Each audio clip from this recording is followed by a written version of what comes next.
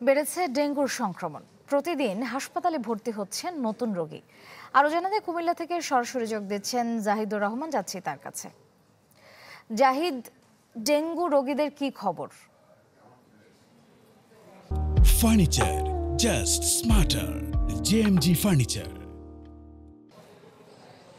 শ্রেয়া, কুমিল্লায় কিন্তু এখনো বৃদ্ধির যে ডেঙ্গুর শনাক্তের হার সেটা কিন্তু এখনো চলমান রয়েছে। গত 24 ঘন্টায় কুমিল্লার যে মেডিকেল কলেজ হাসপাতাল এবং জেলার 17টি উপজেলার যে বিভিন্ন স্বাস্থ্য কমপ্লেক্স সেখানে কিন্তু আমরা দেখেছি যে 25 জন রোগী ভর্তি হয়েছেন এবং এর মধ্যে আমরা দেখেছি যে গতকালকেও কিন্তু শনাক্তের হারও কিন্তু অনেক বেশি, কারণ এর আগের দিন বুধবার যখন পরীক্ষা করানো হয় সেখান থেকে কিন্তু গতকালকের বৃদ্ধির হারটা আরও বেড়েছে। তবে এক্ষেত্রে বলা যায় যে কুমিল্লা কিন্তু সংখ্যা এখন পর্যন্ত কাটেনি। বিশেষ করে চিকিৎসকরা যে নির্দেশনা দিচ্ছেন সেই নির্দেশনা না মানার ফলেই কিন্তু কুমিল্লার ডেঙ্গুর যে কার্যক্রম সেটা কিন্তু শনাক্তের পরে কিন্তু পরীক্ষা ধরা পড়ছে এবং রোগীরাও কিন্তু বেশ উদাসীন এ নিয়ে। তবে এক্ষেত্রে আমরা দেখেছি যে সিটি কর্পোরেশন বা পৌরসভা থেকেও কিন্তু মশক নিধন যে অভিযান সেটা কিন্তু আগে যেরকম আমরা দেখি যে ফগার মেশিন দিয়ে চালানো হতো সেটা কিন্তু এখন আসলে অনেকটাই বন্ধ রয়েছে। তাদের কার্যক্রম নিয়েও কিন্তু স্থানীয়রা বেশ অসন্তোষ প্রকাশ করেছেন। বিশেষ করে নগরবাসী এবং পৌর এলাকার যারা বাসিন্দা তারা কিন্তু বিভিন্ন সময় অভিযোগ করছেন যে আসলে ডেঙ্গু নিয়ন্ত্রণে সরকারের পক্ষ থেকে সিটি কর্পোরেশন এবং পৌরসভাগুলোকে যে ধরনের পদক্ষেপ নেওয়ার কথা ছিল সেটা কিন্তু আসলে তারা নিচ্ছেন না। ফলে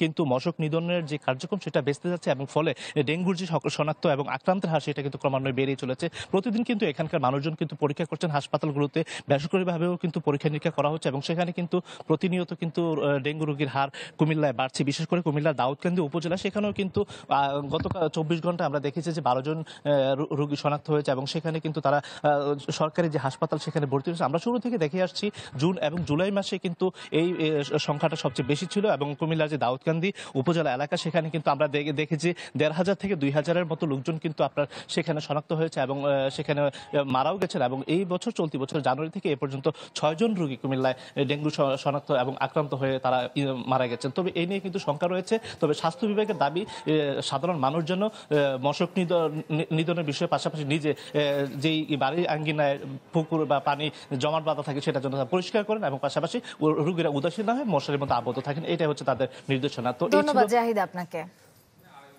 ডেঙ্গু পরিস্থিতির খবর জানতে সরাসরি যুক্ত ছিলাম কুমিল্লায়।